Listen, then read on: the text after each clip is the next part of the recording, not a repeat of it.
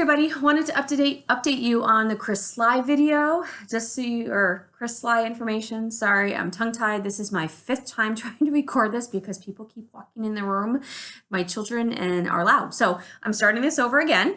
Anyways, Sligh coming June 23rd and 24th. Here are some of the solid things that we know for sure. The concert is going to be held on the 23rd, Saturday night at 7 o'clock, and that's going to be at the Athens High School.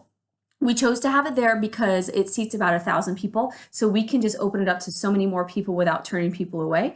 We toyed with the idea of having an outside venue, but we didn't want to have to be worried about weather, especially where we live, so we went with the Athens High School. I will share more details once I talk to Chris about set lists and all that, and then we'll figure out practice times for that. Sunday morning, regular worship service is going to be regular at the middle school. I have everybody's pretty much, I think pretty much everybody's able to be involved who's around, which is cool. There are a couple of you that are doing Saturday night and Sunday morning serving at some aspect just based on the fact that there's a need. We were short on certain things. Just a little information. Some of you have asked me about cost and how this is all working and all this stuff. So bottom line, here's how it works. Sligh charges a flat fee to go to a church. It's $1,300. That $1,300 is, it covers his travel expenses. So we're not paying for plane tickets. We're not paying for rental cars. Whatever it costs him comes out of that $1,300 that we send to him. If he has money left over, that's awesome. That's his to keep. Great. Sometimes he uses all of it. Sometimes he, uses a little bit of it if he doesn't have to travel far and drives his own car. We are putting him up in a hotel. That's his request. So basically $1,300 for his traveling, and for him, we pay for his hotel for 2 nights. And then what he does is he does a love offering at the concert, and he does this instead of charging tickets because he uses this in his testimony about just trusting God and trusting that God's going to be faithful and provide for him. Sometimes he makes great money. Sometimes he makes almost nothing. So this is a faith journey for him as well. What we're going to do above and beyond this cost, just so you know, that $1,300 does not come out of our budget, out of the worship budget. We sent out a special request to the board a couple weeks ago, and they approved it unanimously to do this. It's an awesome opportunity, not only for the worship team, but for the church as a whole to get out into the community and just share the gospel some more and offer a cool opportunity on a weekend night for families. So that does not come out of our budget. However, we do have our sound guy coming in with his own system who's going to run sound for us for the concert. That cost is $400. That's above and beyond, what we had budgeted for Sligh coming in. That is going to come out of the worship budget. Here's what we're going to do to try to compensate some of that and get it back. We are going to sell like water bottles, and we're going to ask small groups to bake cookies and that kind of stuff. And we're going to have a table set up at the concert for people to purchase snacks and water and stuff like that. And that'll help get some of the money back. I am looking for volunteers to run that. Anybody on the team who is not on Saturday night who wants to help out with that, not for the whole thing, but just for part of it, that'd be great. Let me know. If you have other ideas, throw that at me as well. We'll take any ideas and input you have and see what works out with everybody involved. Now, on to Sunday morning. It's going to be a regular service, regular practice. The only difference is Chris will be leading mainly on Sunday morning. He will not be at practice Tuesday night, but I will know the songs and the keys we're doing them in prior, hopefully this week actually. So you guys can start prepping. We'll have a practice just without him Tuesday night. And then it's a regular service, nothing different. And then following that will be the workshop, which I've already shared with you guys. One thing specifically for the drummers I want to share with you, I'm going to be emailing you later, probably today. There's 2 links, YouTube links I'm going to send you. We've talked in the past about doing Click. And we tried it with the tablets that we have. Honestly, it just didn't work out. It's not loud enough. Once the music plays, it gets buried and we lose it anyway. We haven't pushed it only because we don't have the opportunity to really practice with it, which kind of sucks. So the bottom line is we need to do something. And I am the biggest culprit when it comes to this. When we start playing a song, we speed it up so much to the point where I'm like, oh my gosh, I can't even fit these words in. And when I go back and watch the videos, it's usually me who's doing that. I, get excited and I just, whatever. And so I totally kind of jump in and I speed things up. So we have to just start doing the Click. We are very, very behind most churches, bottom line. And that's, we're a mobile church. It's what happens. but we're going to start doing what we can to move forward with that. That was actually one of the first things Chris talked to me about. He just did some confirmation questions, just assuming that this was our reality, and he's making, okay, you guys play with the click, and you guys have Ableton Live, and these are things that we don't do, that most churches that do the type of music and production that we do, they do. So we just need to step it up, and we need to try. I know it's going to be a transition. It's going to be hard because we can't necessarily practice with the specific click that we're using. We are going to start practicing with a metronome of some kind or click going through the system, whether it's at our house, at Locker's house, it doesn't matter. We have got to start doing this. We've got to get used to it.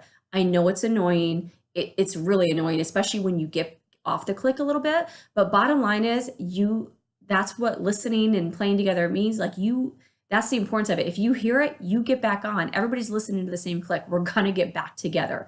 And it keeps us where we need to be. So we are going to start working on that. I promise you that as we get used to it and as we use it for a while, you're going to come to love it and appreciate it and rely on it. It's not going to be annoying anymore. It's actually going to be something like when you don't have it, you're going to be like, oh my gosh, I wish I had the click. I promise you, I would play with a click any day over not playing with a click. You don't even notice it after a while, except to just keep you in tempo. It's like people clapping, and you'll get used to it and you'll like it, I promise. So we're going to start working towards that. We're going to introduce it at the workshop and start, actually spend a lot of time on it. Now with Sligh coming in and actually leading the majority of the workshop, we don't want to spend a lot of time teaching that, but we will touch base on it, and he'll touch base on it and the importance of it and stuff like that, and even help, kind of learn a way to, maybe adapt to it better. So I'm going to send you a video, one of just the guy kind of talking about the click and the benefits, and another one, it's actually Colin, I think it's Colin and Patrick, or Colin, I'm not sure, Campbell from New Life from years ago. We were actually searching for the best way to teach it, and their video actually came up on YouTube in the search show, and they had the same drum brain as us. So they actually walk through exactly how the drummers are going to do it. So guys, this is specifically for you. You guys have got to watch this video. It's super simple.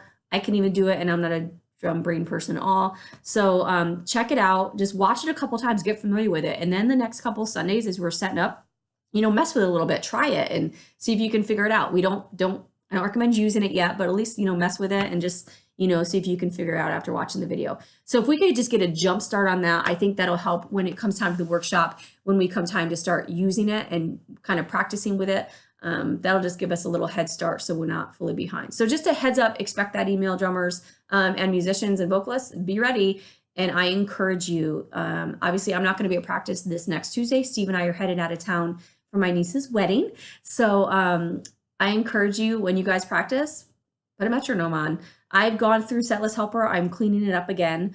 I'm going through and I'm putting BPMs in for all the songs. I've gotten a bunch done. They're not all done. As we go, we may find we want to change them a little bit. I'm going by the BPMs of the original artist.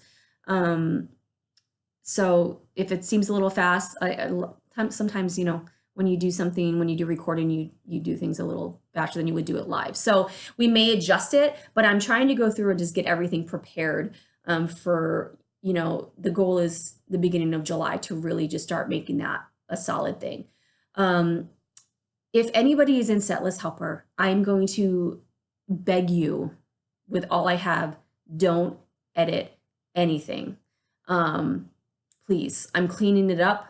I'm going through chord charts, and I'm actually trying to make it so we're not having to hit back up. And if there's a chorus, it's going to be a chorus, whatever. You guys should all be using this, and you guys should be able to just hit the play thing at the top, and it should eventually, if the BPMs are in there and I've got everything laid out instead of just saying chorus, if I actually have the chorus out there, you shouldn't have to scroll up and down. And I'm just as guilty of it. So I need to go in and I need to fix it.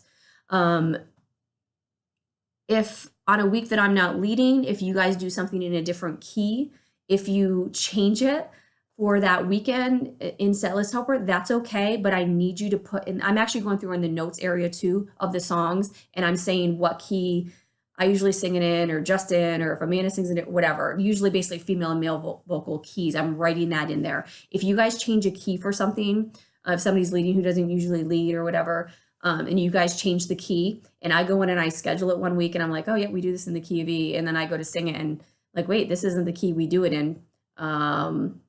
if there's not a note in there, I'm just going to assume it because I can't remember 100 songs, what songs I sing it in or whoever sings it in. Very important. If you change anything, I need you to note it. You have to note it, especially in the next week or two as I go through and totally clean it up. Also, you guys who, I don't think there's as many of you anymore that you kind of create your own. Again, please set your own account up if you're going to be doing anything addition to the core charts that we use. I need this as just our database. Steve and I actually have a separate account that we use if we do anything different than what is there. Like if we play somewhere different, if we all do it. You guys need to have your own account, please. Don't do the share thing, do copy and paste. I need to clean that out. So that is our data. That's our database. That's what everybody can go to, and that's everybody can use. If you need something different, you need to have your own account. So just a couple of things as I go through in the next couple of weeks and clean that up. I'm going to set everything as the keys as I know them as for a female vocal and for a male vocal. Basically Amanda, myself, and Justin, if we sing it. I think there's a couple songs I know Amanda you sing different than I do. If I know them offhand, I will put a note in. But if you change anything, please put a note in as well so I know as I'm going through. I know with the 4 songs you're doing this upcoming week, I think most of them are in the same key. There might be one that's a different key than you might have changed. If you do, please just put a note in so I know when I'm going through and cleaning up Sally's helper.